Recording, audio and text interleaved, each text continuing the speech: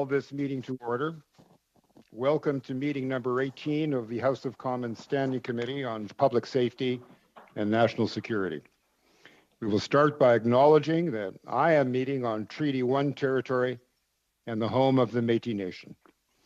Today's meeting is taking place in a hybrid format pursuant to the House Order of November 25th, 2021. Members are attending in person in the room and remotely using the Zoom application. Members and witnesses participating virtually may speak in the official language of your choice. You have the choice at the bottom of your screen of either Floor, English, or French. Pursuant to Standing Order 108 bracket 2 and the motions adopted by the committee on Thursday, March 3rd, 2022, the committee is resuming its study of the assessment of Canada's security posture in relation to Russia. With us today by video conference as an individual, David E. Etkin, Professor, Disaster and Emergency Management, York University. Dr. Paul Good, Macmillan Chair of Russian Studies, Carleton University, and Dr. Adam Lajeunesse, Irving Shipbuilding Chair on Canadian Arctic Marine Security, Brian Mulroney Institute of Government, St. Francis Xavier University. Up to 5 minutes will be given for opening remarks, after which we will proceed with rounds of questions. I have this little 30-second reminder to everybody that is just part of the constraints of committee work. So, welcome to all. I now invite Mr. Etkin to make an opening statement of up to 5 minutes. Sir, the floor is yours. Hey, thank you very much. And thank you for inviting me. It's an honor to be here. So in terms of our stance towards Russia, the first comment I'd like to make is that in the long term, running forward thinking in terms of decades, the world is going to have to cooperate in terms of dealing with global risks like climate change and other things. And so whatever stance we take towards Russia, I believe we should keep in mind that at some point we're going to have to be cooperative with them and other countries that we make. I'm going to be speaking from the perspective of the emergency management system in Canada, which is where I live professionally. So I really can't speak on the military side of things. I'm going to be speaking more from a civil society perspective. And I put together a list of recommendations that I have that I think in a very practical way would enhance our ability to manage some of these threats. And I divide them into the categories of capacity, research, training, and governance. And again, this is just speaking from my particular areas of work in disaster risk reduction. In terms of capacity, I think it would be of great help if Canada had an interdisciplinary National Center of Excellence in disaster studies, so that the people from different disciplines and fields and academics and professionals could coagulate around that and work together. From a local community perspective, all local communities need to do risk assessments, which is a difficult, complicated process, which tends to be poorly done.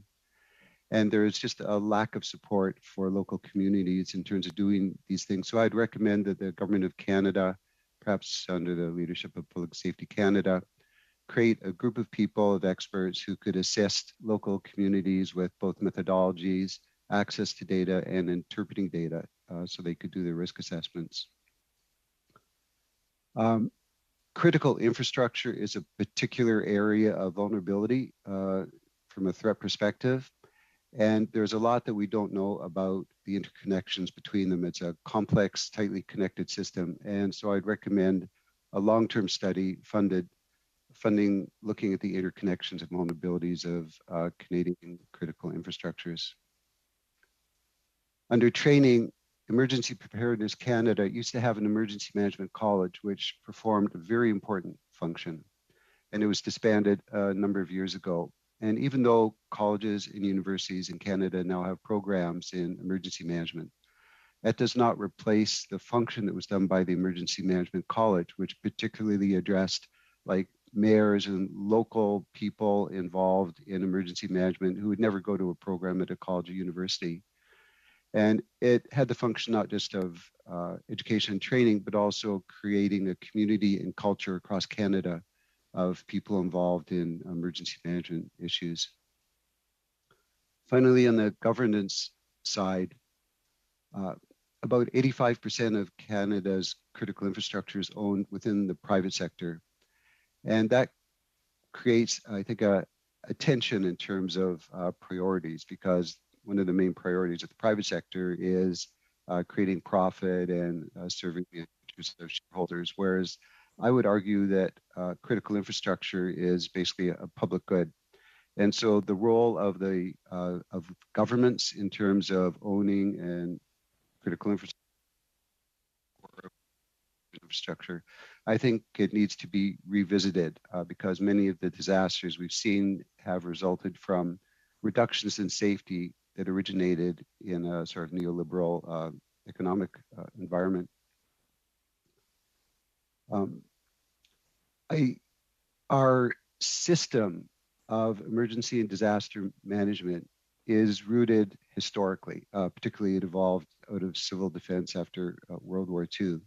But we live in a world that is now moving in a direction that is very different. And I would want to take a close look at the system that we have now and see to what extent it's serving our current needs and future needs. And I will end my remarks there. Thank you very much. I will now turn to Dr. Good. You have 5 minutes to make an opening statement, sir. The floor is yours. Thank you, Mr. Chair. As a recent arrival in Canada, I'd first like to say that it is a great honor to be invited to speak before this committee, and I'm grateful for the opportunity. This committee has so far heard witnesses who have focused on a variety of near-term threats to Canada's security. As an expert on Russia's domestic politics and more broadly on nationalism and authoritarianism, I'd like to take this opportunity to explain why we need to think about this war as a long-term concern and what this means for Canada. First, we should not expect any political change to emerge from within Russia's elite that would end the war. Russia is a personalist autocracy, meaning that power is exercised through clientelist networks that pervade both the state and the economy. Autocratic rule access to jobs, resources, wealth, or status. In turn, subordinates compete to demonstrate their loyalty and value to their superiors. Today, Putin has no real political challengers. Members of the elite initially appeared dismayed by the decision to go to war, which does not appear to have been shared widely amongst Putin's inner circle.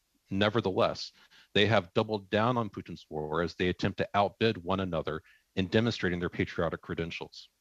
As sanctions and the cost of war continue to squeeze Russia's economy, elites are thus more likely to turn on one another rather than turning on Putin. Second, we should not underestimate the power of nationalism and disinformation as sources of popular support for the war. The Kremlin has promoted a Soviet style of patriotic education since the early 2000s that dovetails with neo-imperial visions of Russia as a civilizational power in Eurasia. This form of patriotism was fused with anti-Westernism, especially following electoral revolutions in Georgia and Ukraine, which the Kremlin viewed as the machinations of Western intelligence agencies. In 2014, the annexation of Crimea stimulated a burst of patriotic sentiment that saw Putin's approval ratings soaring up 80%. In my own research in Russia between 2014 and 2016, I found that many ordinary Russians understood official patriotism to mean loyalty to the Kremlin, and loyalty, in turn, was associated with being ethnically Russian. Putin has combined this ethnicized patriotism with anti-Westernism and dreams of Soviet power to forge a neo-imperial form of nationalism, culminating today in the claim that Ukraine is not Ukraine and Ukrainians are not Ukrainians. The domestic information environment is a big part of popular support for Russia's war. I am currently tracking Russia's war narratives on broadcast media, and they are a swirl with Western conspiracies and enemy images of inhuman fascists. Domestic disinformation emboldens opportunists to attack critics of the war, and it leads ordinary Russians to disregard information about the war, to dissimulate, and to disengage. While more than 15,000 brave Russians have been arrested for anti-war protests so far, this is just 1/100th of 1% of Russia's total population. In sum, Russia's war is here to stay. There's little reason to expect that there will be any significant movement for regime change arising either from Russia's elite or the masses. So in preparing for a long war, I would suggest two ways that Canada can enhance its security. First, this is the time to build expertise in the region. Canada is already regarded as a global hub for Ukrainian studies. The longer that Russia remains a closed regime that threatens its neighbors, the more important area expertise will become for international security. Canada can take the lead now in decolonizing and bridging between expert communities in Russian studies in the United Kingdom and in the United States. Second, Canada can provide refuge for scholars, for journalists, and activists who are persecuted for opposing Russia's war. We know from experience that the Ukrainian diaspora in Canada played a key role in shaping Ukraine's independence and its democratic development. Today, we need the Russian diaspora as allies rather than bystanders, and we can advance that cause by providing shelter for Russia's moral and intellectual leaders. Thank you very much, and I look forward to your questions. Thank you very much. I would now invite Dr. Lajeunesse to give us up to 5 minutes in an opening statement. The floor is yours, sir. Thank you, Mr. Chair. It's a pleasure to be here and to take part in these important discussions. My research and expertise lie in the field of Arctic defense, safety, and security, and it's in that area that I would like to offer some comments. Following Russia's invasion of Ukraine, Canada has been forced to reconsider its national security situation. And given the proximity of our Arctic to Russia's, the North has naturally featured heavily in these discussions. The first point that I would like to make is that in considering the Arctic defense and security dynamic, the committee keep in mind that there is no such thing as an Arctic defense and security dynamic. One can no more speak of an Arctic security than Asian or African security with any precision. The Arctic is a big place, and the different sub-regions must be viewed through very different lenses. While the European Arctic is absolutely seeing a resurgence of hard security threats, I would caution the committee not to see these as common circumpolar dangers. Simply put, the Russian threat to the Arctic is largely confined to the European Arctic now and for the foreseeable future. Discussions of stationing Canadian forces in the North or adding more combat capability to defend the Canadian Arctic miss the point and risk stranding resources in a region which is not the center of gravity of this new geostrategic contest. This assessment stems not from any naive belief that Canada's Arctic is somehow detached from global security. Rather, a simple survey of the Canadian Arctic raises the question, what of any strategic value could a Russian attack achieve? This is not to say that there is no military dimension to the Canadian Arctic. The region has long been an avenue through which the Soviets, and now Russians, may project power. Ballistic and cruise missiles, as well as submarines, could use the Arctic as a transit route to hit critical infrastructure further south, or strike at the Atlantic sea lanes of communication. Given this threat, new investments should be made to upgrade NORAD's aerospace and maritime detection capabilities. And the government, I know, is already looking at those options. I also know that other witnesses have provided analysis or recommendations in this area, so I won't belabor the point. What is needed to augment Canadian Arctic safety and security and defense is not, therefore, a ground military presence or even a military guard against Russia per se, but rather a more comprehensive system of surveillance and situational awareness. The renovation of Canada's aerospace surveillance to detect Russian bombers and cruise missiles is a part of that. However, the threat to the north is now far more complex than it was when either the DEW line or the North Warning System were developed. As Canada works with the United States to augment and expand NORAD's capabilities in the region, what we need now is all domain awareness. That means tracking incoming weapons systems, but also illegal fishing vessels, trespassing craft, and other hybrid threats. The Arctic is opening up, and an ice-free or ice-reduced future means that more activity must be monitored and policed. These threats span the safety, security, and defense spectrum. And while Russian hypersonic weapons pose the most dire threat, their deployment is unlikely. Meanwhile, illegal fishing by, for instance, Chinese state-backed fleets or trespassing by criminal organizations is less dangerous, but far more likely to emerge. Canada has important elements of this all-domain system already. The RadarSat constellation, growing fleet of Navy and Coast Guard icebreakers and patrol ships, and the ongoing DRDC efforts to build choke point surveillance and above and under ice detection systems. These are dispersed assets that can be tied together into a bigger picture as part of this effort. What this means is that the renewal of NORAD's capabilities in the north must be all domain, looking at aerospace, maritime, and even under ice detection and monitoring.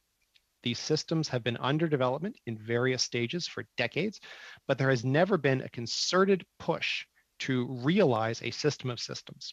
The Russian threat to use the Arctic as an avenue of approach is real. So too is China's emerging Arctic interest. Coupled with the increasing accessibility of the Arctic Ocean and Canada's internal and territorial waters, the time to take a holistic view of northern surveillance has clearly arrived. This is only a very basic overview, of course, but I'm certainly happy to take questions. Thank you very much. And questions is where we are at now. The opening round of 6 minutes each will be led by Ms. Dancho.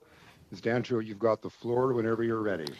Thank you, Mr. Chair, and thank you to our expert witnesses for being with us today for this important study. My opening question is for Dr. Lajeunesse. I'm wondering, Dr. Lajeunesse, if you believe Canada should meet its 2% NATO target, and if so, where do you think those funds should be directed? Absolutely, I do believe that the 2% should be our minimum target. I think that we do need to be a little more specific in directing those funds towards the most significant state-based threats.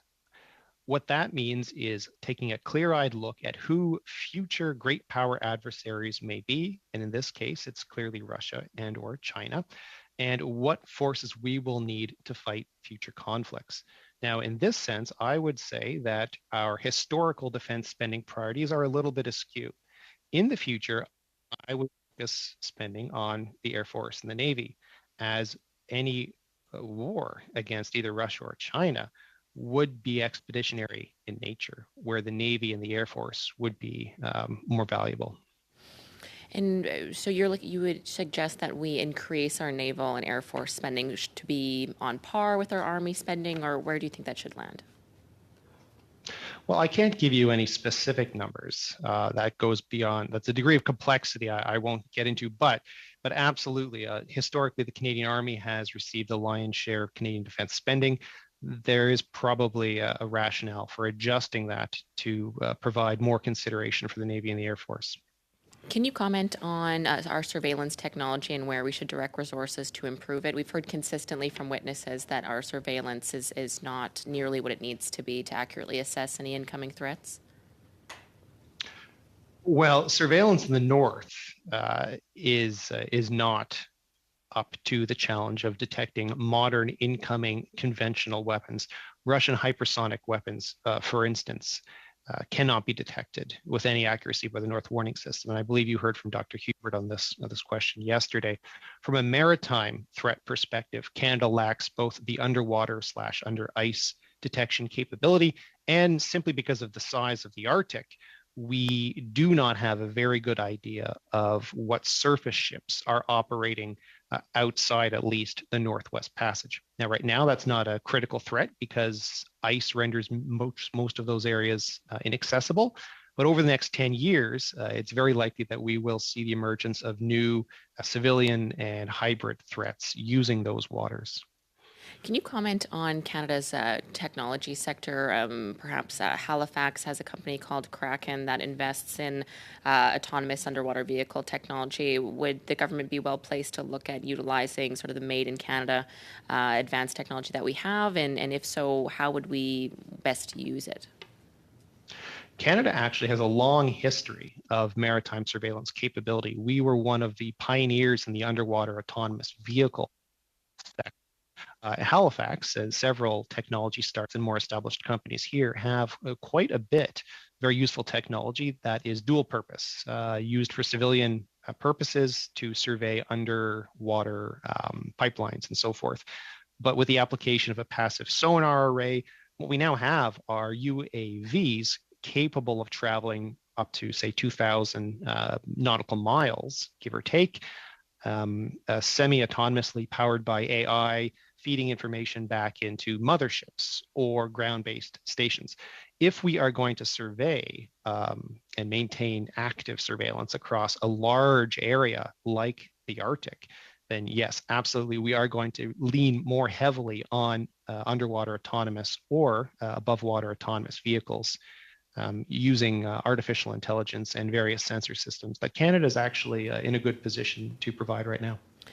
Can you comment on whether an investment in new submarine technology or new submarines generally and our F-35s is this areas that we should be seeing investment or further investment in the national, in the budget actually being announced today? Is that an area you'd like to see? Well, absolutely. If you listen to what the Ukrainian fighters, what the Ukrainian army is saying on the ground, they're asked, what concerns you most? The answer is almost air power. It's almost always air power. Looking forward at a great power conflict, air power is crucial, and Canada absolutely needs to speed along its acquisition of the F-35s.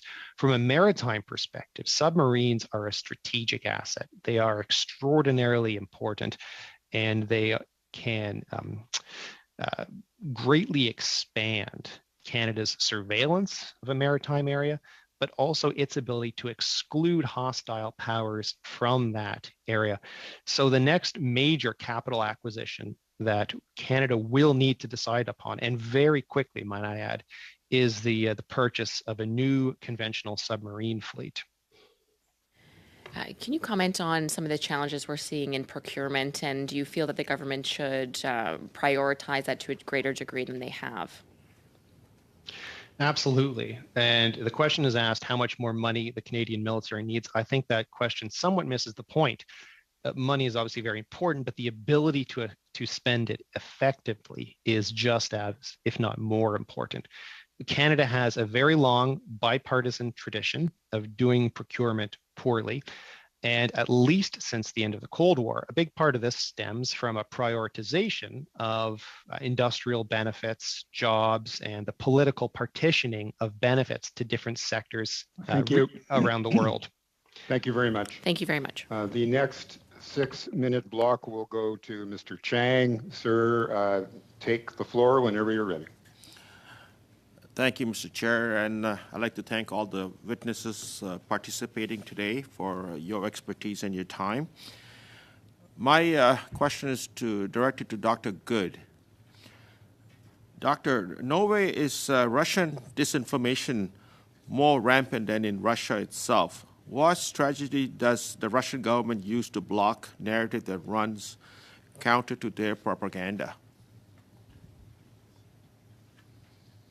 Thank you for that question. The government is multi-pronged. So on the one hand, there has been an active effort to block platforms that provide people with access to alternative or countervailing forms of information that would challenge the government's narratives as well as its lexicon. That means that prominent platforms, for instance, like Facebook, have been formally blocked within Russia, although they are still accessible for those who have access to VPNs. That's a loophole that may be closing at some point. But the goal has been to drive people to state-sponsored or state-controlled media, including social media. So not just the major broadcast media, but also these organizations like Vkontakte, which is the Russian version of Facebook, where they are very much under the control of state managers. The other approach has been a common tactic in all disinformation campaigns, which is to sow the airwaves and social media channels with multiple, sometimes contradictory narratives.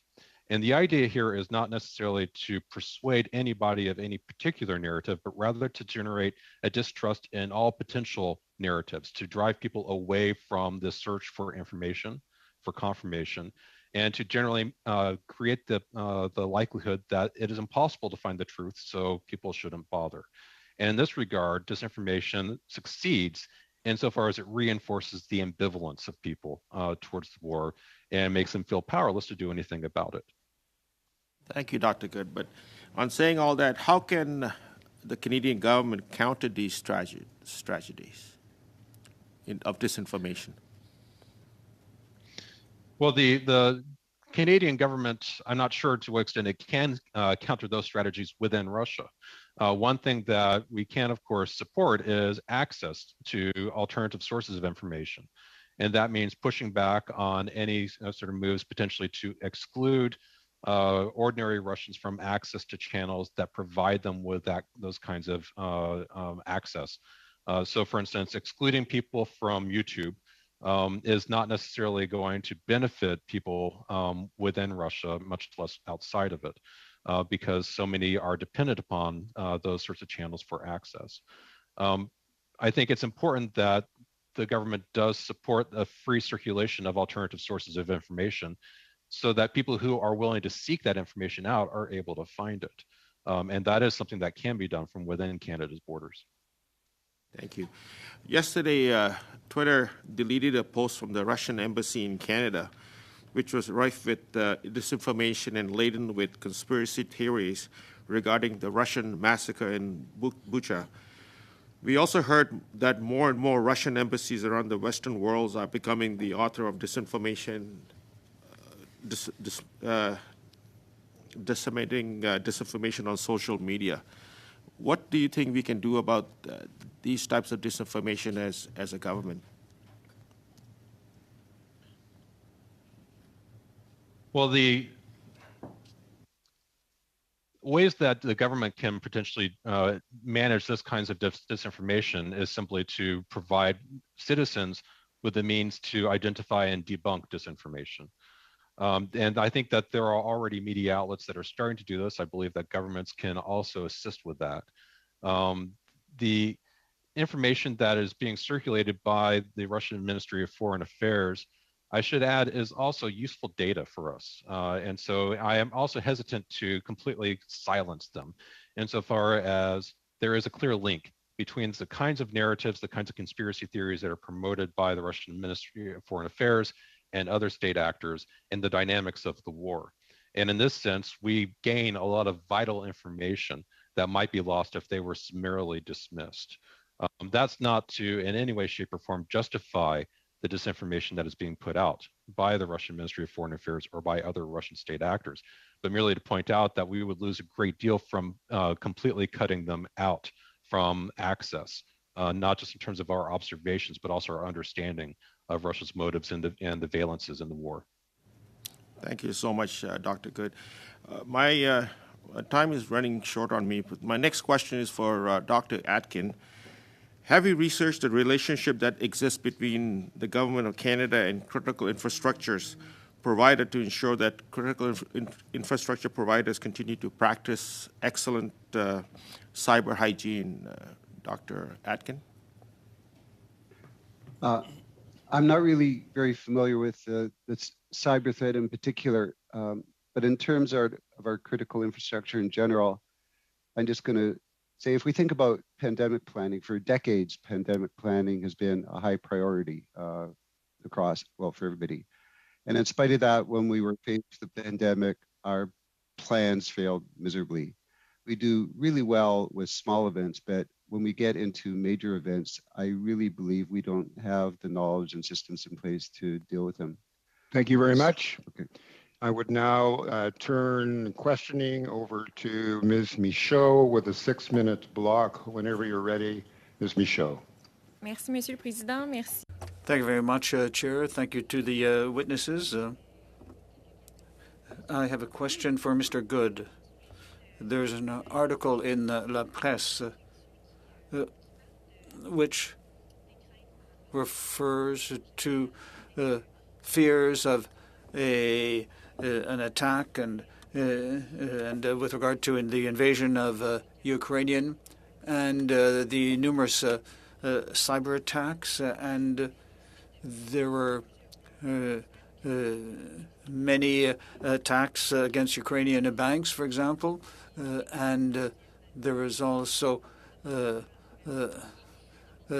malevolent interference and with regard to Russia's ability to make cyber attacks, and it's sometimes difficult to see the situation clearly, and with an rapidly evolving situation,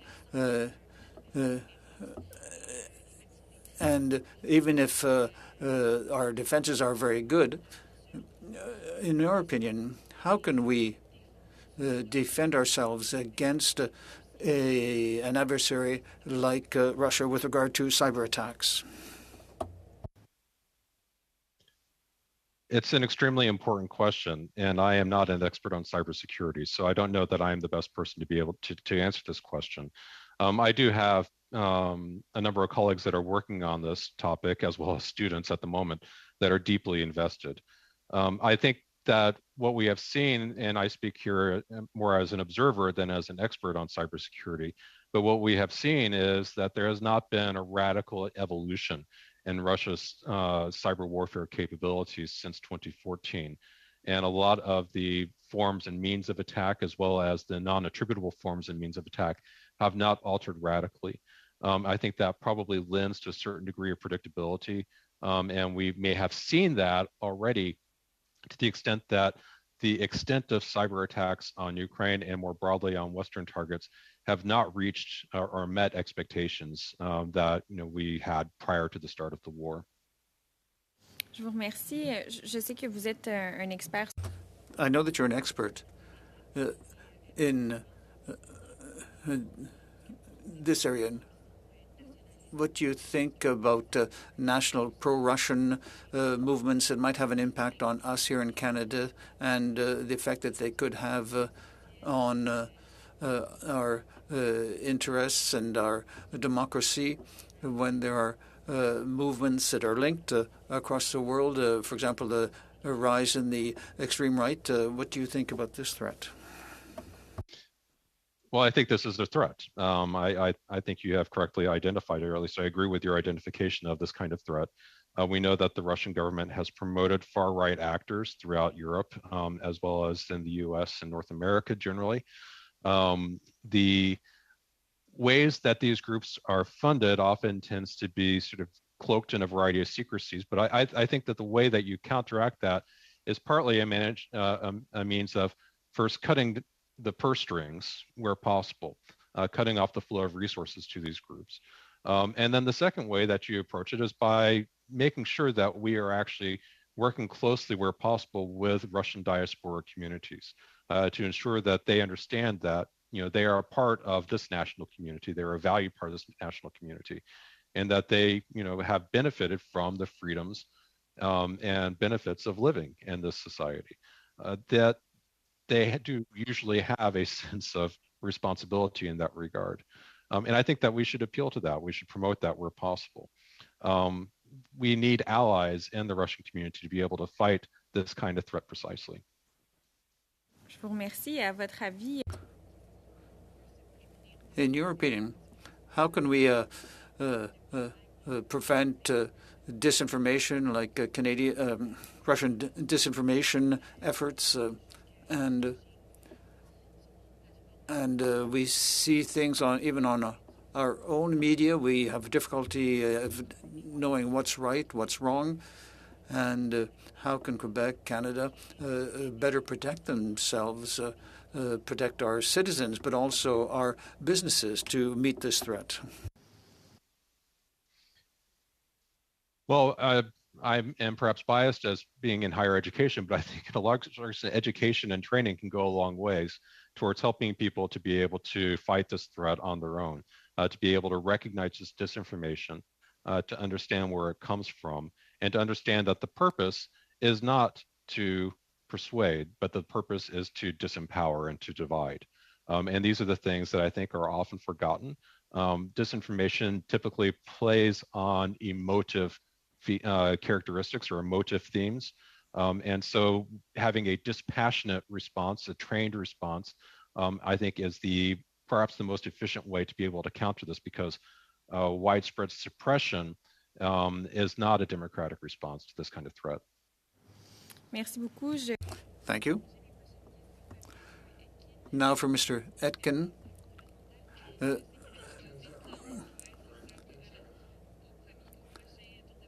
I'll wait then for the next round for my question. Thank you very much. Mr. McGregor, you are next in the last of the first round of questions. You have a 6 minutes block. Whenever you're ready, the floor is yours, sir. Thank you very much, Mr. Chair. Dr. Good, I'd like to start with you. There have been calls within Canada to expel the Russian ambassador and to also expel Russian diplomats. But of course, that would put our Canadian embassy in a similar position for reciprocal actions. I was wondering if you could inform the committee, like, how important is our on-the-ground diplomatic intelligence gathering? How important is that for informing Canada's national security stance vis-a-vis Russia? I can't claim specific knowledge of the relationship between Canadian diplomatic presence and its information or intelligence gathering functions. In general, I would say that they are extremely important, especially when you have trained civil servants that have been integrated in local spaces especially for a presence for years, if not decades. Severing those diplomatic ties is oftentimes treated as an important signal in international relations, but rebuilding those ties takes much longer. It's not something that can be simply reinserted. And so definitely you would run the risk of losing access to whatever back channel sources of information are currently still available. Thank you. A lot of your opening remarks echoed what we heard in our meeting 2 days ago from Dr. Cooley. He was talking a lot about the new Russian exiles, the journalists, IT workers, and academics. And, he was really recommending that our committee find ways to enhance and strengthen those networks. I think your opening remarks are very much along that vein.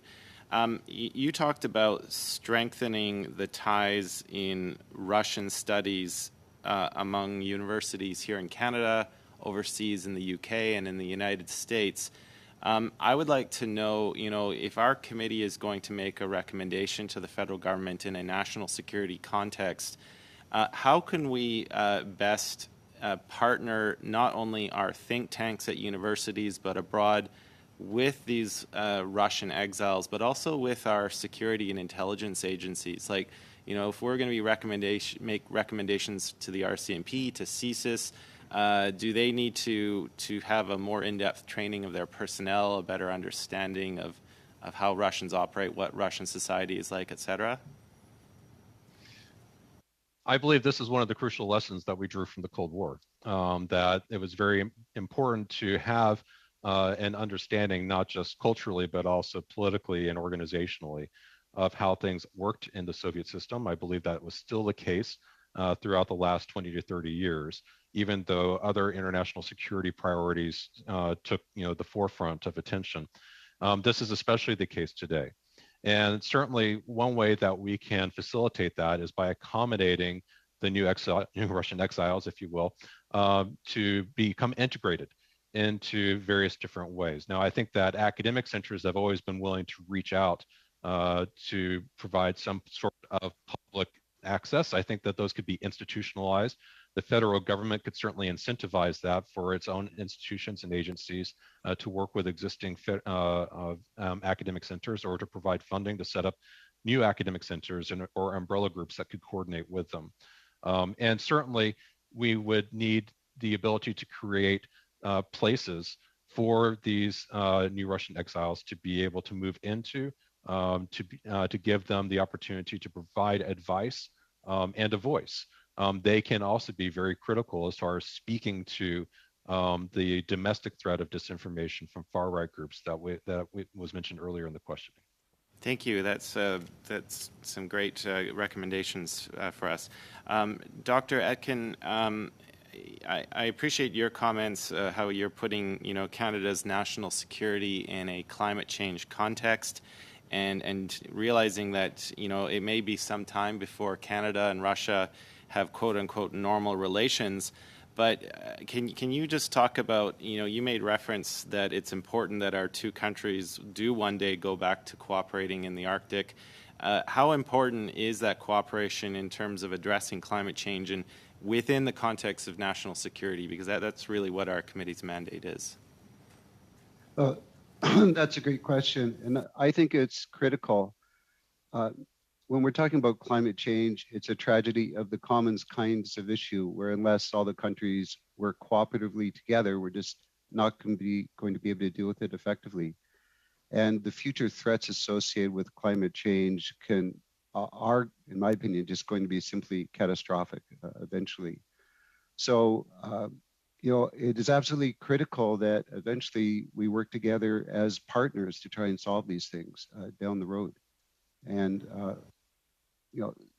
so it cannot be more important than we have some sort of, global cooperation in terms of dealing with it in the future.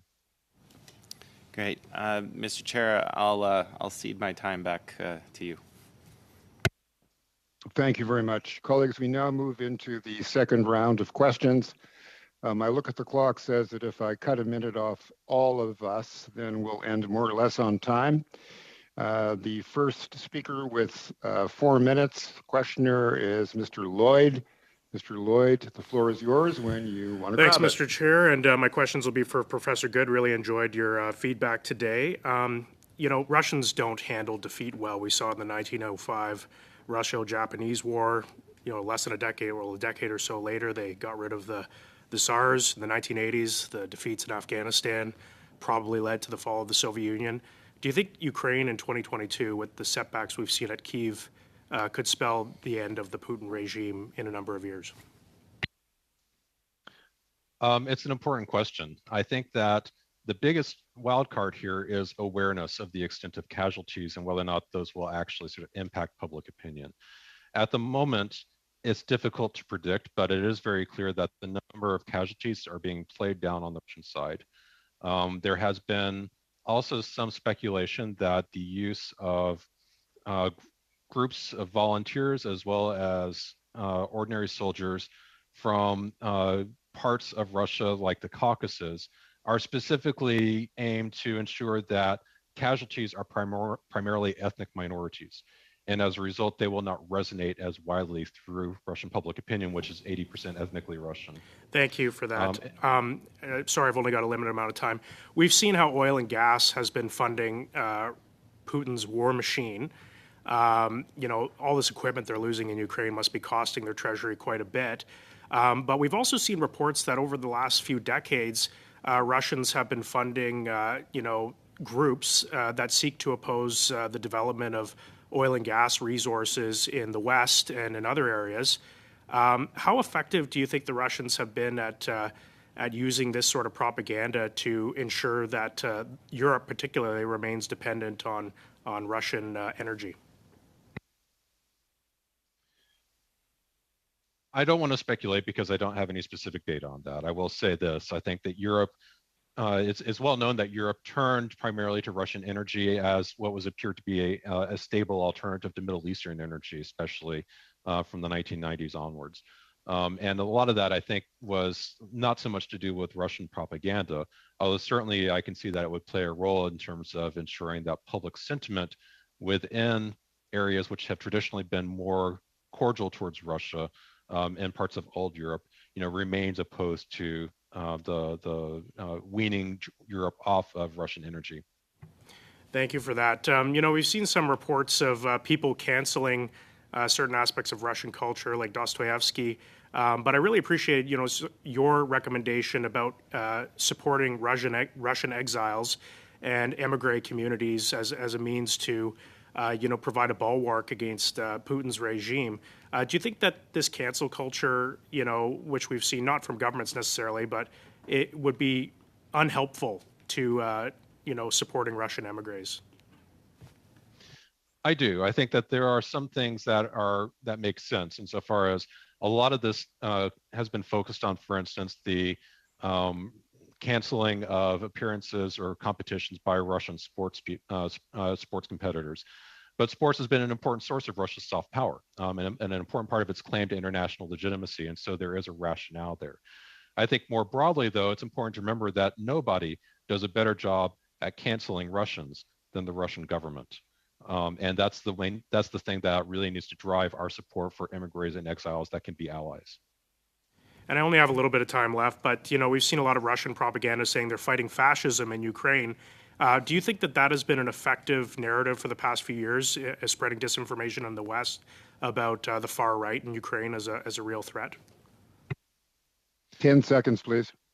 I would say very briefly, yes, it has been effective and has been a stable part of Russian propaganda. Thank you very much. Mr. McKinnon, over to you for 4 minutes of questioning. The floor is yours. Thank you, Chair. I'd like to thank all the witnesses for being here, of course. And my questions will initially at least be addressed to Dr. Lajeunesse. Doctor, you mentioned in your remarks, you talked about the importance of surveillance, enhancing surveillance capabilities in the north. You mentioned the DEW line, the Northern Warning Network as well, which seems to follow the track of the old DEW line. I was wondering what sort of, in this, the DEW line was created in an era of ICBMs and threats of long-range bombers and so forth. Is that still relevant today? And in what way do these systems need to be upgraded? Do we need a warning line even farther north than that? If you could speak to this, I'd appreciate it. Of course, the DEW line and the NWS were put into place at a time of very different strategic contexts, both of which were looking for Russian bombers, simply put. The DEW line was quickly made obsolete by the arrival of ICBMs, but the NWS was brought in as an upgrade with the advent of Russian cruise missiles. Now, the hard security threat that we're facing today comes from new Russian weapons, with much longer ranges. If this is of particular interest, I would direct committee members to a paper written by two NORAD officers, Fessler and O'Shaughnessy, called Hardening the Shield. They do a very good job outlining the strategic considerations and threat. Today, that danger is still Russian hard power.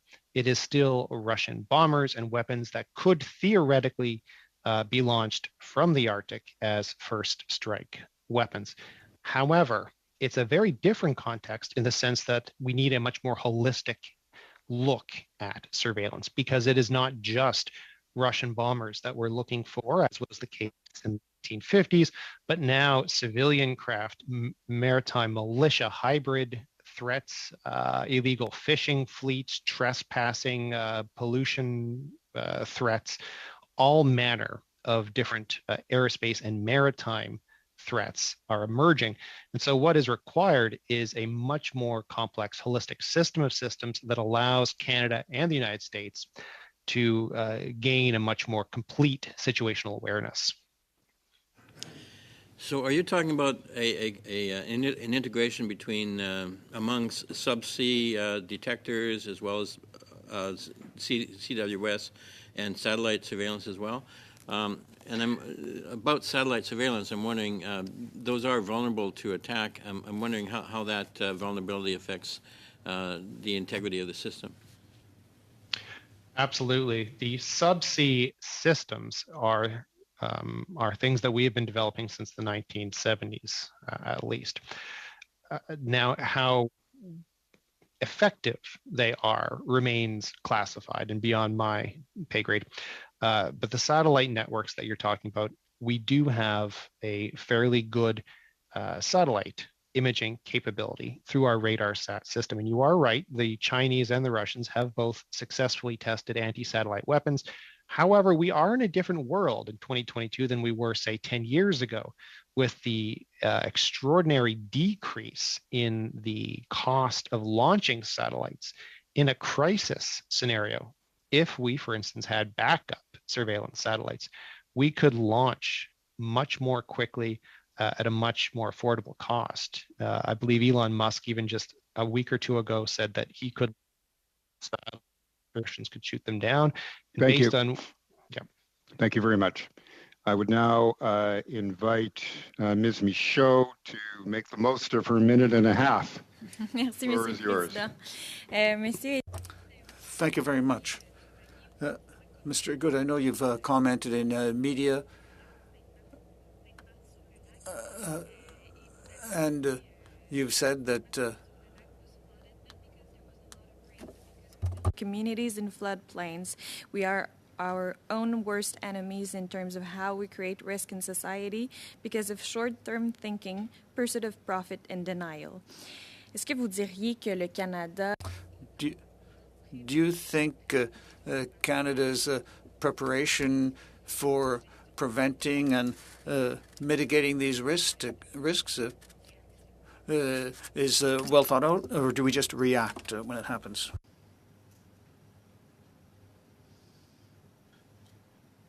Okay, first I have to apologize. I'm not sure I got the entire question there. C'était dirigé pour Monsieur Etkin, qui est spécialisé.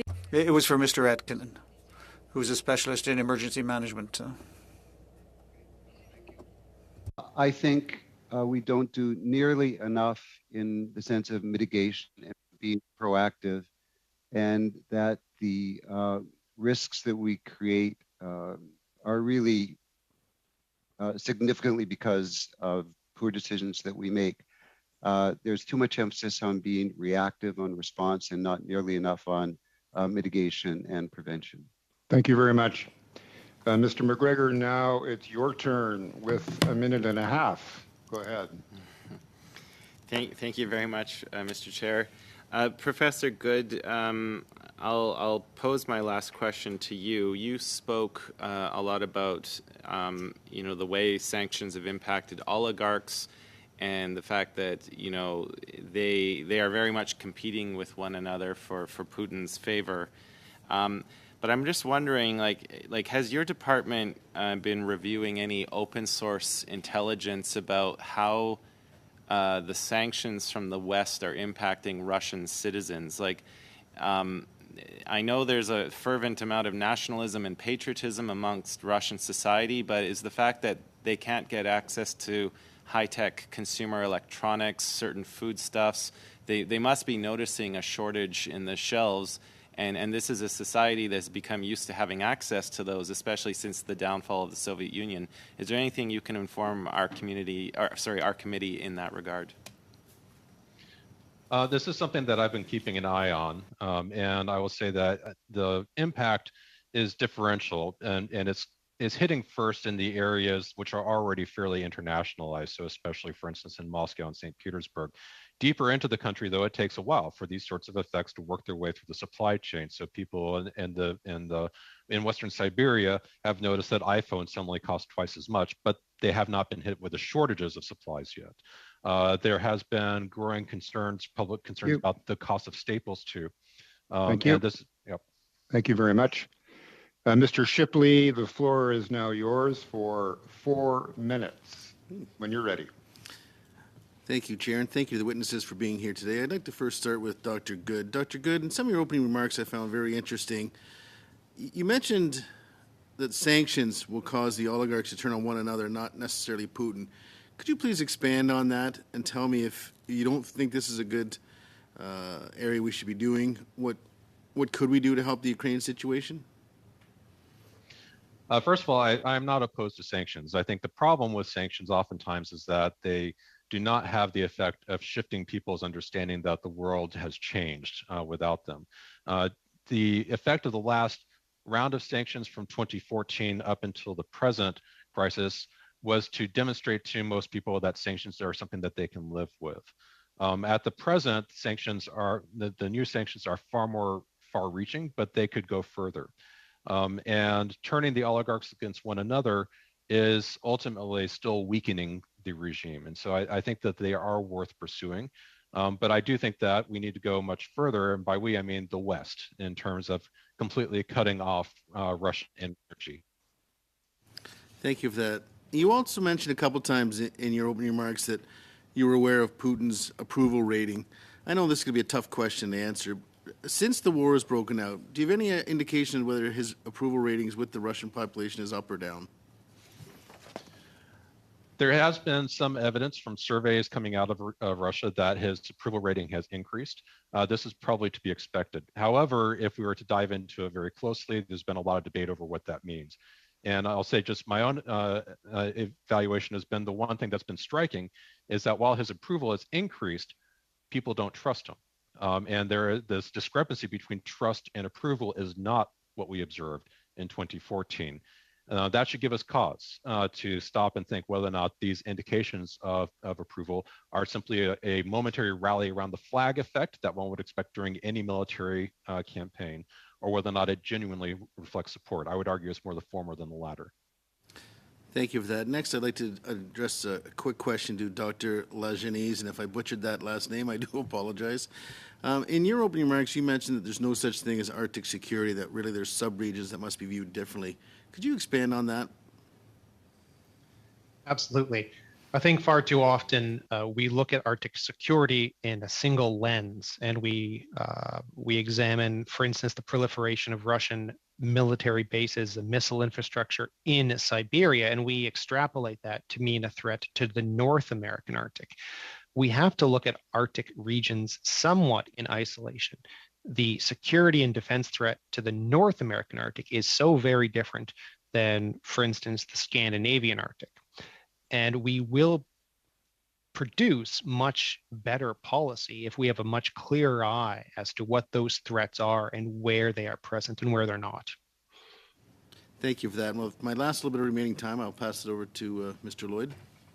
Thank you, Mr. Chair. Getting back to Professor Good, on my final question on Russian propaganda, finding fertile ground in Canada in relation to the specter of the Ukrainian far right, can you provide examples of where you've seen this happen in Canada in the last couple of years? Well, having arrived in Canada only last year, I'm not sure I can give you that kind of perspective. But I have certainly heard reports from colleagues that have been here that they have seen it mainly manifesting through social media, especially through YouTube channels. This fear that, like I just saw an election result, the Russian far right got less than 3% of the vote, I believe. I've seen some figures on the far left in Canada kind of parroting Russian lines about fascists in Ukraine. Can you elaborate more on that in the rest of my time? Yeah, sorry, Mr. Lloyd, we're out of time. Mr. Zabera, I go to you for the last 4 minutes of this round and of this panel, whenever you're ready. Thank you, Mr. Chair, and thank you to the witnesses for being here. I would like to focus on Dr. Good, I should say. Your testimony is very fascinating, interesting, and I'd like to dive into something we haven't yet addressed, which is harassment and intimidation. Through different parliamentary committees, I've heard of harassment and intimidation by other countries. When it comes to Russia, is there harassment and intimidation of people on Canadian soil from those linked to the Russian government? People who are dissenting, people who are maybe disagreeing with government. Can you elaborate on that, if that's happening? It does happen. It does not happen directly at the hand of state actors, but usually by way of proxies. And this is something that is fairly commonly done insofar as, especially on social media, you have cutouts, accounts, people who advance the Russian state's narratives, and they will specifically aim to attack those who are, for instance, promoting anti-war messages, or otherwise to derail and drive away what might otherwise be productive social conversations about these kinds of issues. And do you find that pressure is effective on legitimate dissent and conversation? It is effective in the sense that it derails the ability to treat dissent as dissent, as opposed to simply making it appear to be, oh, well, there's just separate sides of the same of a singular issue. Who's possibly to know what the actual sort of truth is? And in this sense, it contributes to a post-truth kind of nihilism rather than actually facilitating dissent. What do you think that we should do to counter that inappropriate pressure being applied on individuals? I think it's a difficult topic, and if we're talking about the ways that this most commonly happens through social media, then we need to look very closely at the ways that social media platforms actually patrol and implement their moderation policies. Too often, it's outsourced or undersourced in such a way that this sort of thing happens rampantly without any sort of attention. So this kind of segues into something else I want to go into, which is recognizing disinformation. You said that we should, instead of whack-a-moling it, obviously there's some egregious instances. For example, when the Russian embassy recently tweeted out that the massacre in Bucha was, tweet out some misinformation around that need to be taken down, and it was taken down to my knowledge. But what role is there for civil society and government to help educate Canadians around recognizing disinformation? And can you give some examples of how we can actually do that more effectively? Yeah, I think Deutsche Welle had a very interesting video that they put out recently where they analyzed various different disinformation claims and fake claims, and then explained how they could go through using available open source intelligence, how individuals can determine for themselves whether or not this is actually useful or reliable information. And I think that can be extremely empowering, showing people exactly that they have the tools to be able to do this in the very few moments, to encourage them to do so. In the very few moments that are left, do you think disinformation is going to be an increasing problem to the future? Yes, I don't believe that. I think this is a feature of an increasingly interconnected society. Thank you very much. That completes the second round of questioning. On the committee's behalf, I would like to thank the witnesses for their very important, valuable insights in a complex and ever-moving situation for our country. We appreciate the generosity of your time. So we will now, colleagues, take a 5-minute suspension and prepare for the second panel. See you in 5 minutes.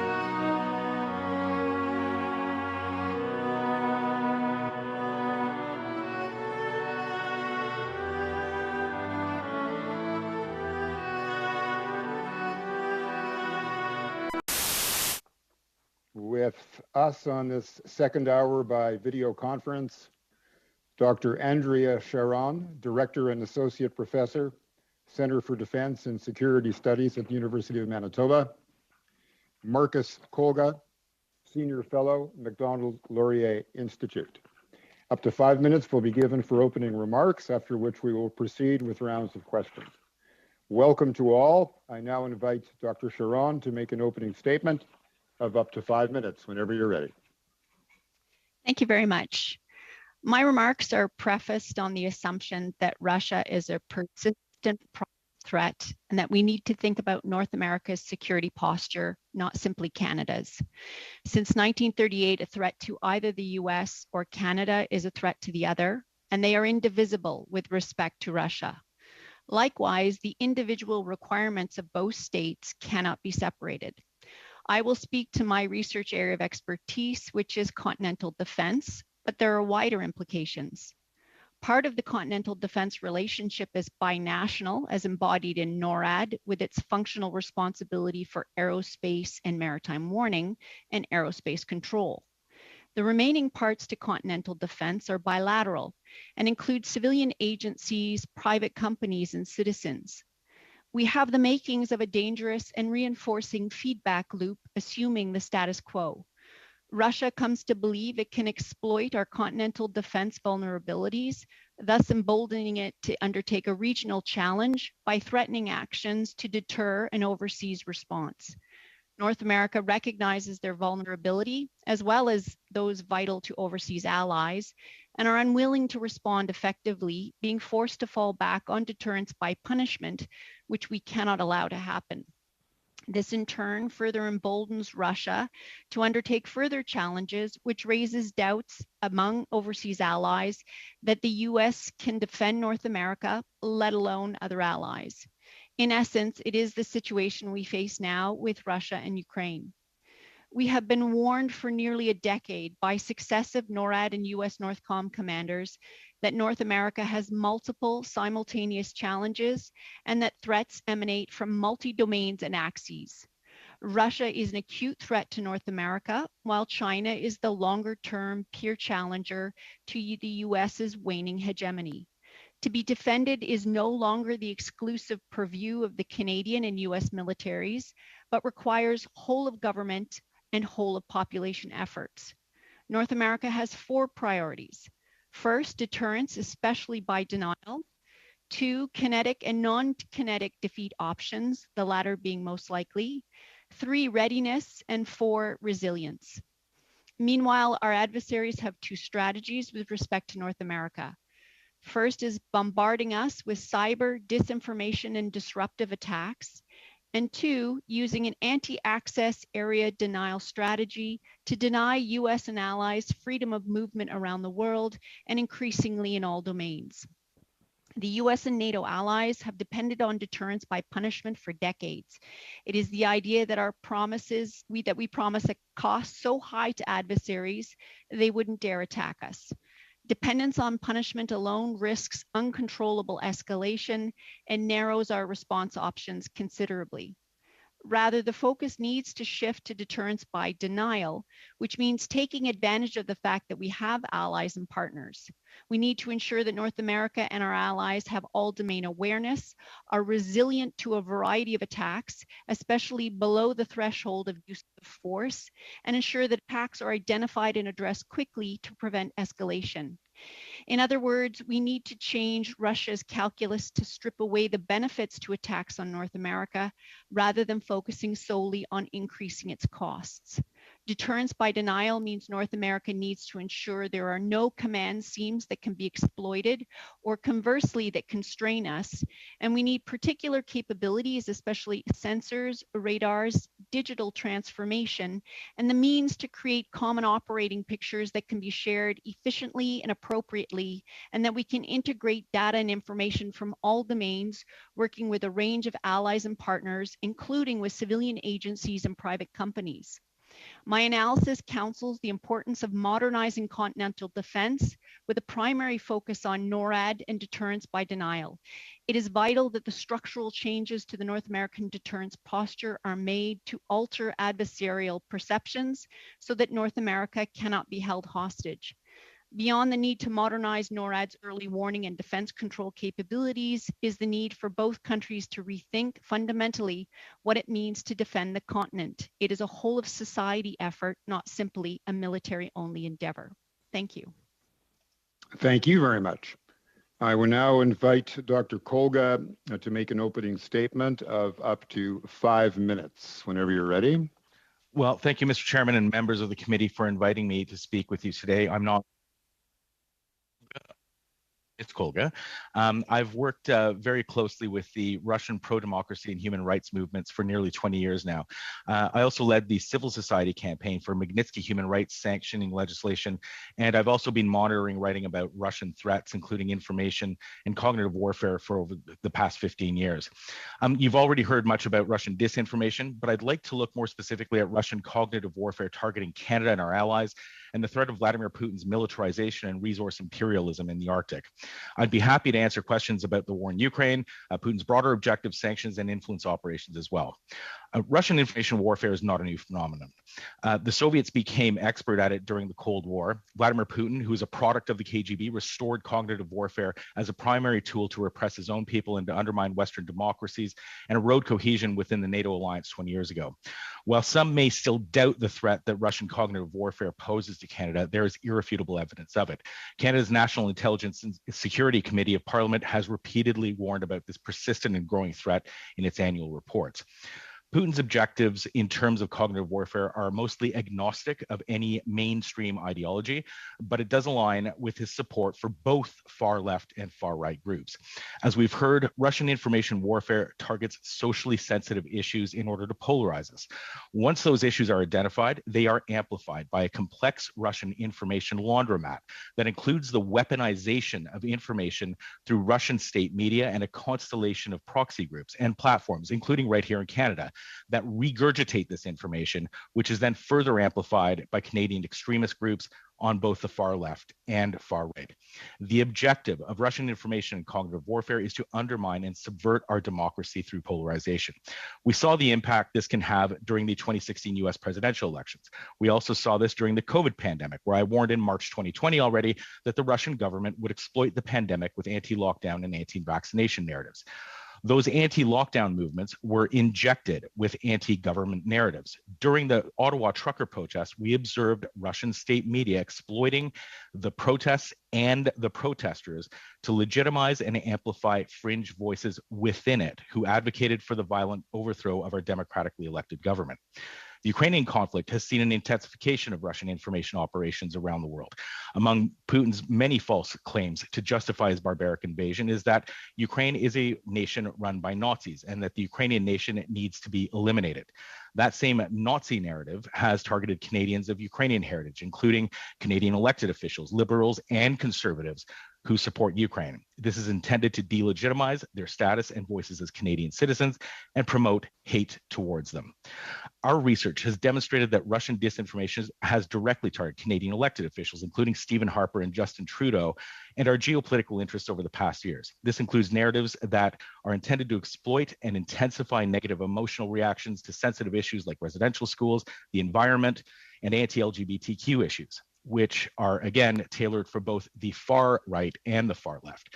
NATO and, of course, the Arctic have also been targeted. In the Arctic, Russia has engaged in a rapid militarization over the past decade. This includes underwater nuclear superweapons, torpedoes that glide undetected underneath the ice to irradiate our Arctic coastlines. Dozens of nuclear icebreakers, airfields, and specialized Arctic warfare bases have been established. The new high-tech Nagorskoye long-range bomber airfield is as close to Canada as Winnipeg is from Ottawa. Last year, Russia claimed all of the resources underneath the Arctic Sea, all of them, right up to Canada's 200-mile economic exclusive zone. Indeed, Russia's official 2035 Arctic strategy calls for aggressive Arctic resource expansion and warns about a potential conflict in the Arctic and orders the continuous militarization of the Arctic. In conclusion, Canada failed to take the threat of Russia seriously in 2007 in Estonia, 2008 in Georgia, 2014 in Crimea and Donbass, Syria in 2015, the United States in 2016, and now in Ukraine, Mali, and Africa. Let's not make the same dangerous mistake with the Arctic and Canadian democracy. I look forward to your questions. Thank you very much, and the questions begin now. Ms. Dancho, you have Mr. Van Popta. You will lead off the questioning with a 6-minute block whenever you're ready. Good. Thank you, Mr. Chair, and thank you to our witnesses for being with us here today. I'm going to start with Mr. Kolga.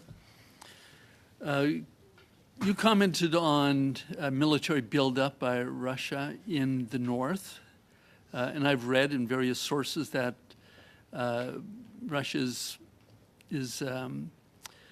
reopening some of its Arctic bases used in the Cold War. And I wonder if you could comment on that and compare and contrast that with Canada's and America's military capabilities in the north. I asked that question in the context of evidence from Professor Lajeunesse earlier today, where he said that the biggest threat to North America is not that we will be invaded, but that I think he used the term avenue of approach. I'm assuming missiles coming over the north, heading to the south. And he said, when it comes to an invasion, Europe should be more worried than North America is. Perhaps you could comment on that. Well, certainly, if I were in Europe, especially in the Baltic states, I'd be far more concerned about a Russian invasion than I would be in North America. Look, I think that Russia's primary objective, Vladimir Putin's primary objective, is to expand the availability of his resources. They have been engaging in research in the Arctic and have been increasing their claims of the resources underneath the Arctic Sea already for the past decade. They have a very clear aim. This does still represent a challenge to Canada's own claims, claims of other Arctic nations, including Norway, Denmark in that region. And I think that we need to be concerned. We've seen Vladimir Putin's escalation. We saw it already on the border with Ukraine earlier this summer. We've seen his appetite for conflict over and over again. I don't think that we can rule out any sort of potential conflict in the Arctic region. It would probably be, if there were a conflict, it would probably be limited more to the European area. But we cannot rule out a conflict that would draw us into that. And I don't think that Canada is prepared. And I think that Professor Charon can speak more directly to that. But I don't think that we are prepared for any sort of serious conflict in the Arctic. And this is something that clearly Vladimir Putin has spent the past number of years building up to. To give the opportunity to Professor Charon for basically the same question. If you could comment on immediate threats to Canadian sovereignty in the north in the face of Russian aggression, and what we can do to deter that.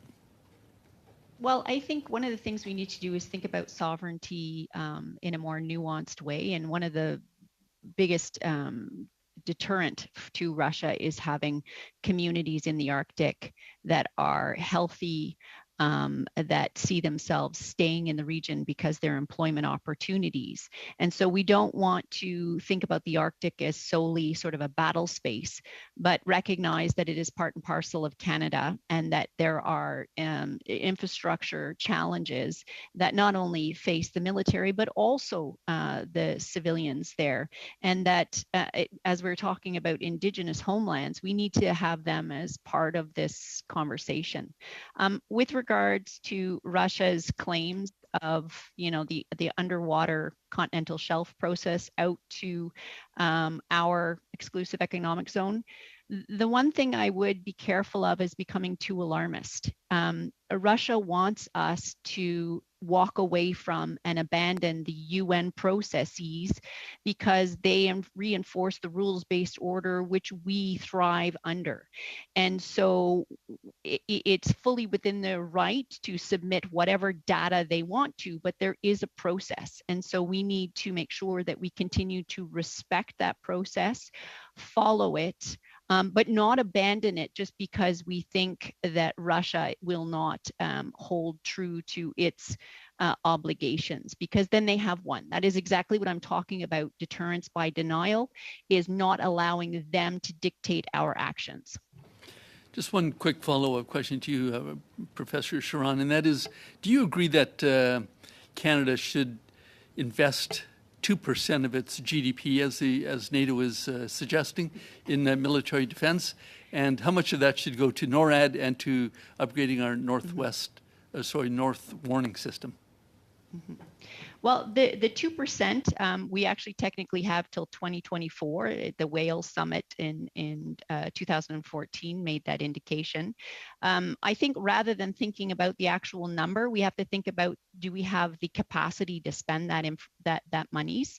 I do think that NORAD modernization and a focus on continental defense is essential, but not all of it is big ticket items. So for example, a program called Pathfinder, which is an investment in artificial intelligence, allows our analysts to now see and interpret more of the data that the North Warning System is picking up. We can't discount those sorts of solutions as well. It doesn't have to be spending solely on hardware. I'm very concerned about the CAF's abilities to be able to absorb all this money, given that we are down about 10,000 personnel. We're missing key trainers. We're missing key senior NCMs and captains and majors. Thank you very much. I would now invite Mr. Noor Mohammed to begin his 6-minute round of questioning. So over to you, sir. Thank you, Mr. Chair. And I'd like to thank the witnesses for your very insightful comments. I'd like to start with Mr. Kolga. You first came into I really got to know you a little bit after you wrote a piece for the Toronto Star on January 12th of 2021, long before protests in Canada, long before the convoy. And you wrote about how Canada was not immune to the Capitol Hill riots. And in that article, you pointed out very prescient a lot of the things that unfortunately we've seen unfold over the course of the last year. And in that, you talked a lot about what misinformation does when it's spread, and of course, what happens when Russians and others amplify this. Can you share a little bit of, having written that article over a year ago, how you have seen what you have seen take hold since that article came to light, and what are some of the proof points that you talked about then that trouble you most today?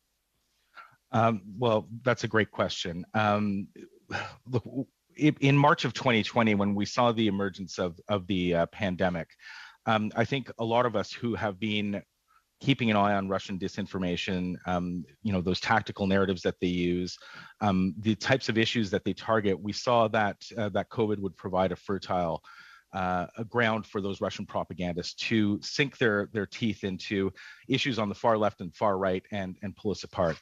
In fact, already in 2018 and 2019, we were observing Russian propagandists promote anti-vaccination narratives regarding polio vaccines, smallpox, chickenpox vaccines, any sort of vaccines, and they were promoting vaccine hesitancy about those specific narratives. So it wasn't surprising that we saw those same narratives emerge around COVID.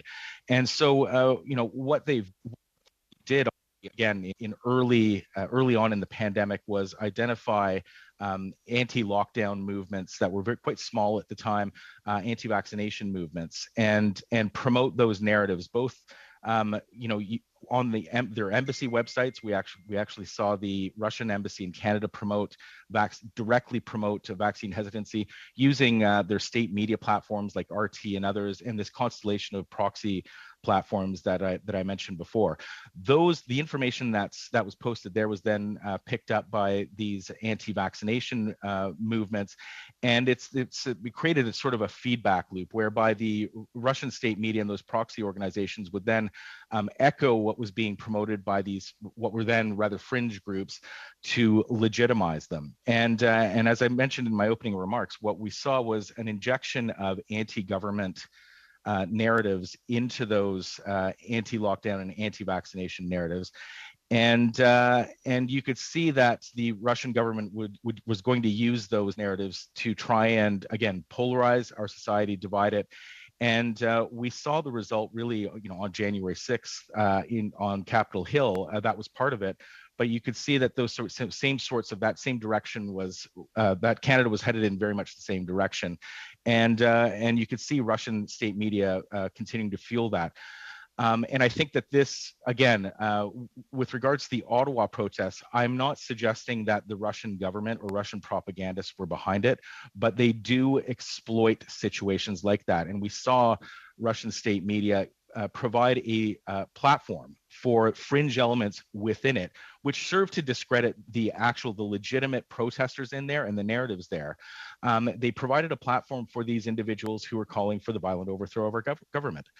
And so this is how the Russian disinformation system works, and that's really representative of the threat that it poses to our democracy. I should also note that one of the larger organizations that was promoting already early on anti-lockdown protests here in Canada, starting in the summer of 2020, and became one of the larger organizations doing it. As soon as the invasion of Ukraine occurred on February 24th, their anti-vaccination and anti-lockdown narratives quickly switched to anti-Ukrainian narratives, and exactly the same ones that the Russian government was promoting about the denazification of Ukraine. So there was a clear correlation between the two, and again, it's something that we anticipated already early on, and this is something that the government should be learning from, because we can anticipate where Russian and other foreign actors will seek to try and polarize us just by keeping an eye on the most sensitive issues in society.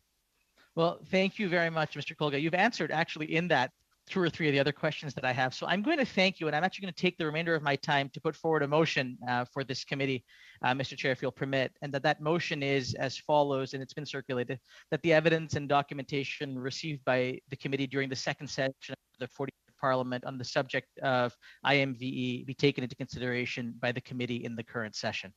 So if you permit me to put that forward, Mr. Chair. Okay, notice has been given. Clerk, would you be my eyes and ears in the room? We have a motion from Mr. Nur Mohammed. Do we have consensus that this motion should pass?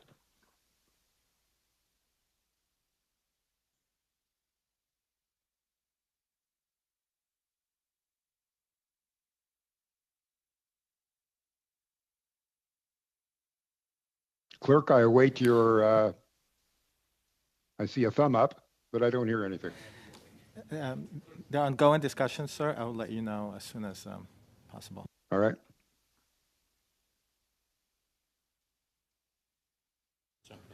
So just for explanation, this was discussed before, and it just brings the evidence from the last Parliament into the study that we had put forward. It was pretty straightforward, and I think everyone had agreed that evidence should be brought forward, just for some clarity.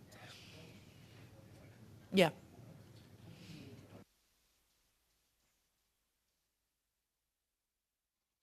An agreement, Clerk? Yes, sir. It appears there is unanimous consent. Thank you. So the motion has passed. We now move to Ms. Michaud. You have 6 minutes in your round. Whenever you're ready, take it away. Merci, Monsieur le Président, et merci. Thank you very much, Chair, and thank you to the witnesses. I think that I was not speaking directly into the microphone earlier, and I would like to thank them for asking me to reposition my microphone. And I would like to ask Ms. Sharon, I think you're a specialist in Russia, and I think today I have to ask you about investments in cybersecurity. Do you think that Canada is ready to face potential cyber attacks? And if so, and if not, should we have additional measures to what exist today in order to be able to respond to cyber attacks?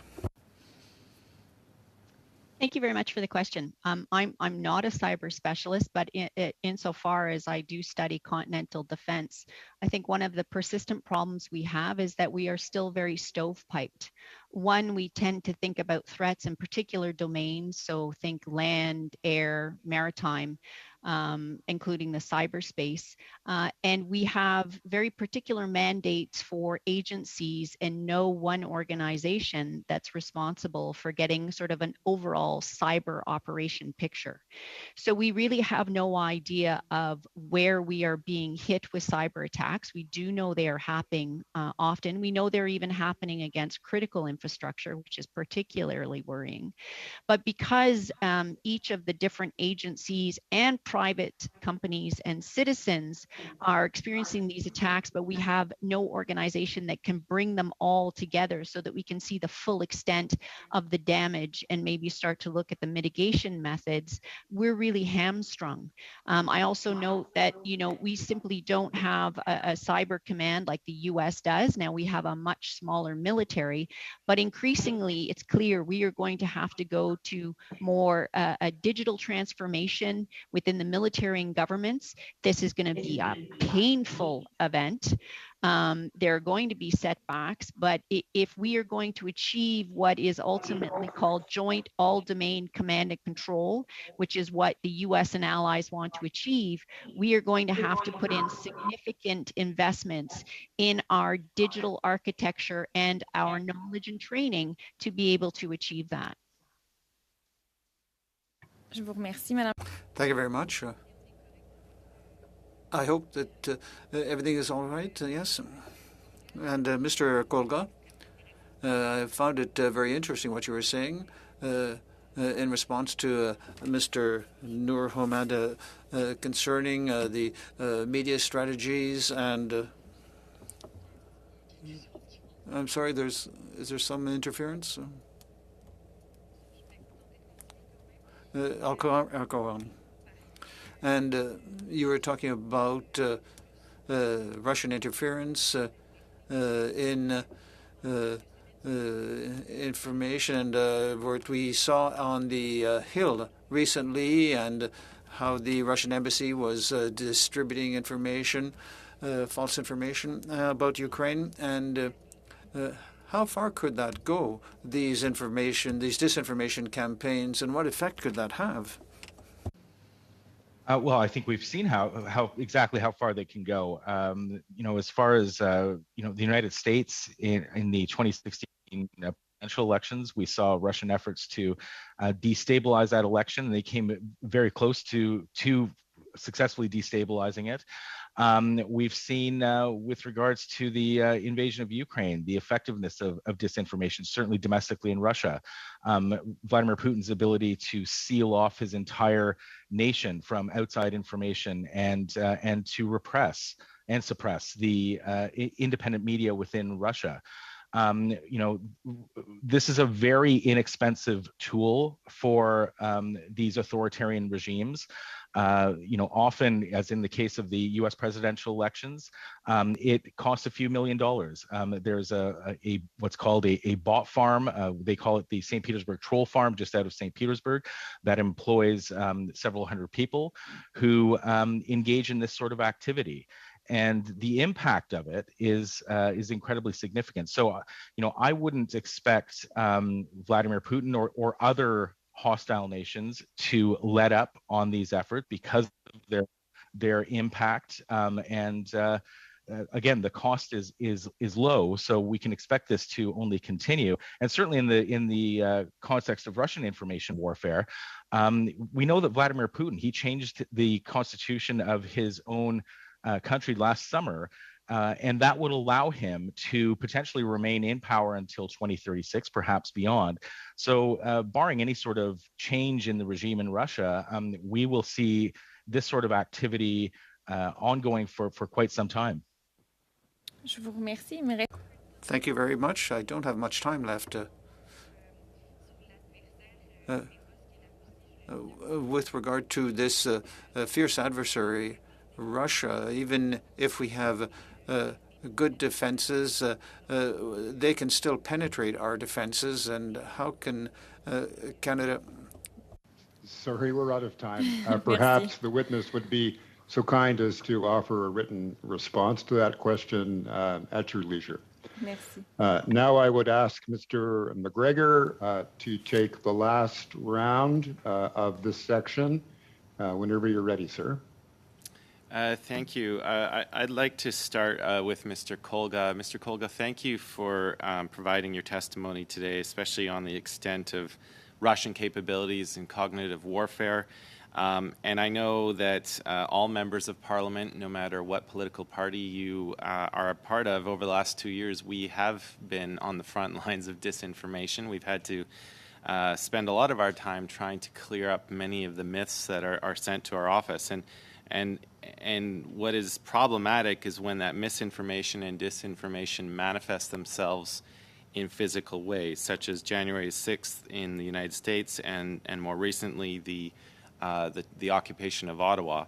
I guess the problem is that, you know, the potential that exists for disinformation and misinformation to manifest itself physically, and the fact that Russian operatives very much want to exploit that for their own use. So, you know, our committee's main mandate is on national security and public safety. So if we want to effectively combat this, you know, what kind of recommendations should our committee be making to the federal government, with the understanding that if you clamp down too hard on social media, you're just simply going to diffuse those problematic voices onto other platforms? What kind of recommendations should we be making to have the federal government effectively counteract this?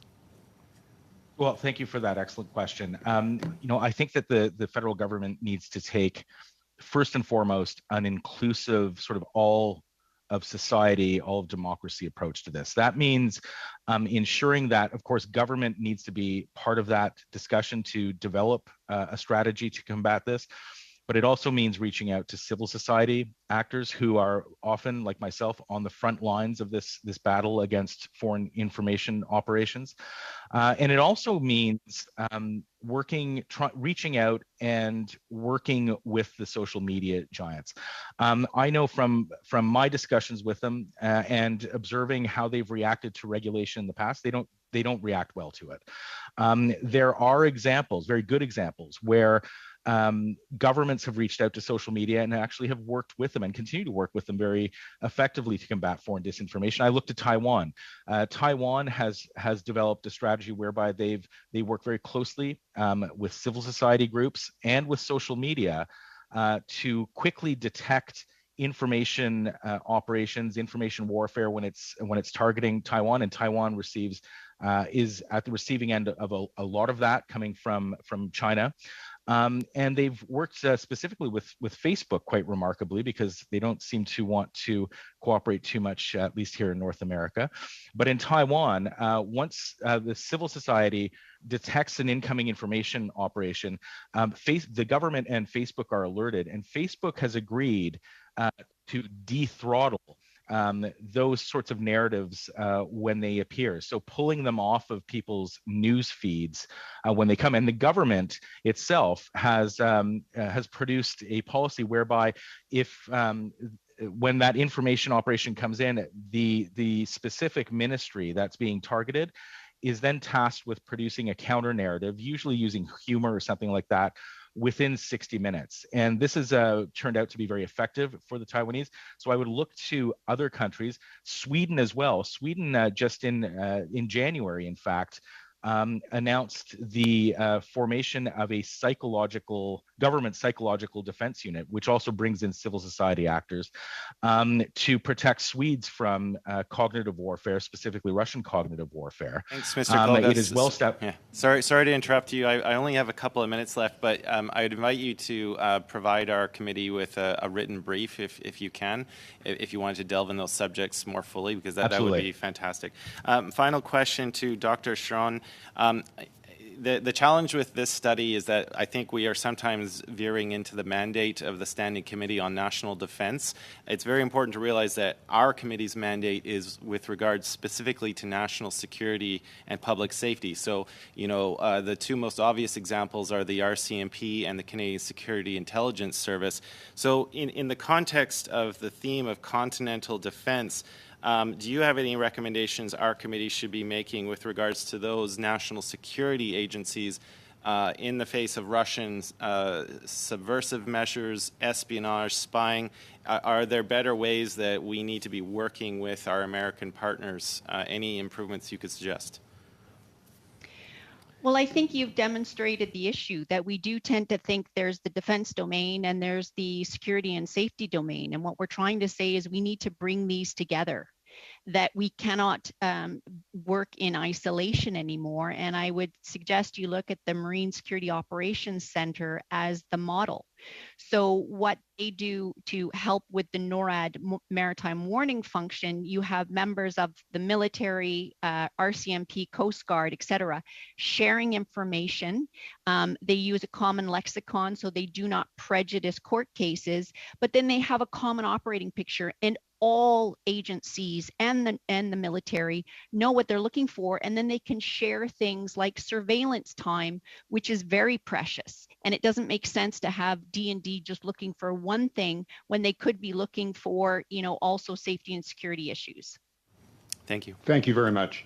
Colleagues, that completes the allotted time we have available for these witnesses. And on your behalf, I would like to thank them for their insight. We understand just how present and intense these issues are, and you have provided us with very useful information and opinion. And on behalf not only of the committee, but of all members of Parliament, I thank you. Colleagues, we now move into the in-camera portion. I will have to log out and log in, so we will suspend the meeting for 5 minutes. I'll see you shortly.